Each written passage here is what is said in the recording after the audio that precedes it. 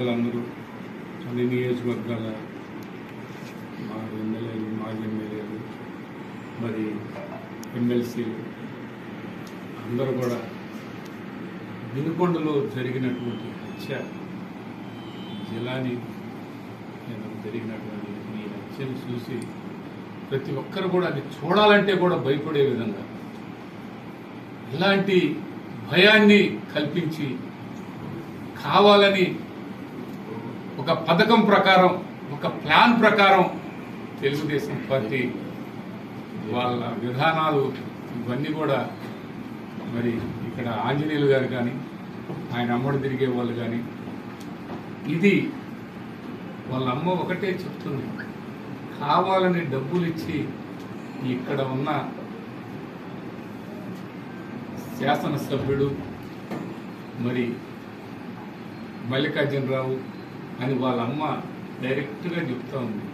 ఆ చనిపోయిన రషీద్ వాళ్ళ అమ్మ, ఆ రషీదు వాస్తవంగా ఎక్కడ కూడా ఎలాంటి గొడవలు కానీ ఎలాంటి వాటికి పాల్పడేది కాదు.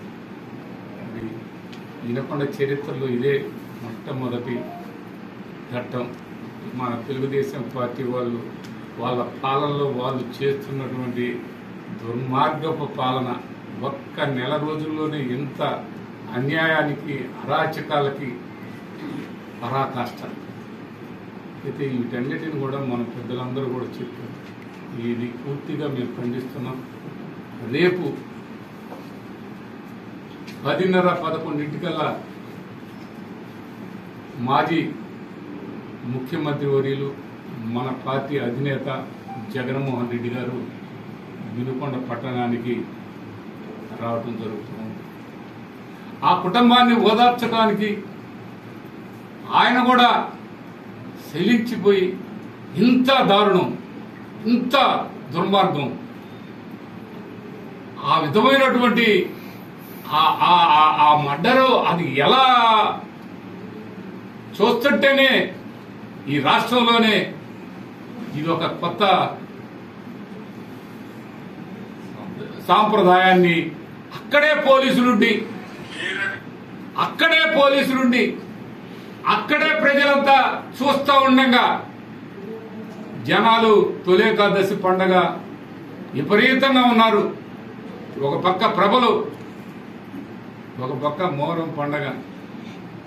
ఇంత స్వచ్ఛందంగా నడి రోడ్డు మీద ఈ దారుణం జరిగిందంటే సినిమాల వల్ల కూడా ఇలా చూపించాల, అట్లా జరిగింది.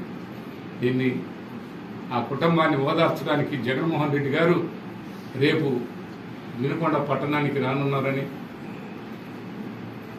వారి ఆ కుటుంబాన్ని ఓదార్చి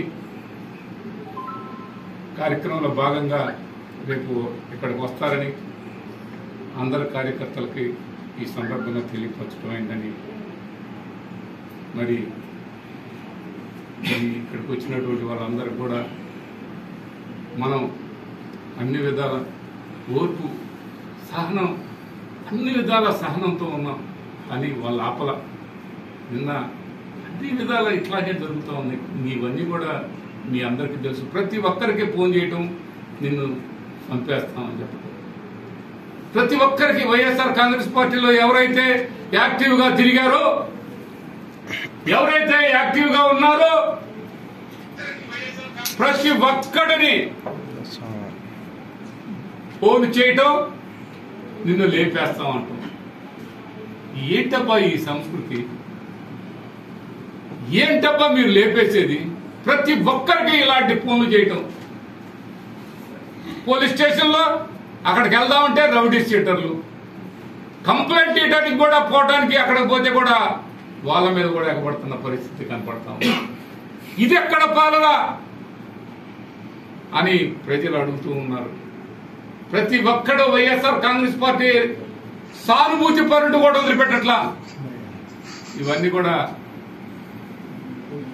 ఈనాటి ముఖ్యమంత్రి చంద్రబాబు నాయుడు గారు ఒక్కసారి మీ పాలన ఎలా ఉందో మీరు ఒక్కసారి రిపోర్ట్ తెప్పించుకొని చూడండి. మీరు చూస్తున్నారో లేదో మాకు తెలియదు, కానీ ఇక్కడ ఎస్పీ మొన్న పోయింది, నిన్న ఈ మర్డర్ జరిగింది. ఇది కూడా గమనించాలని కోరుకుంటూ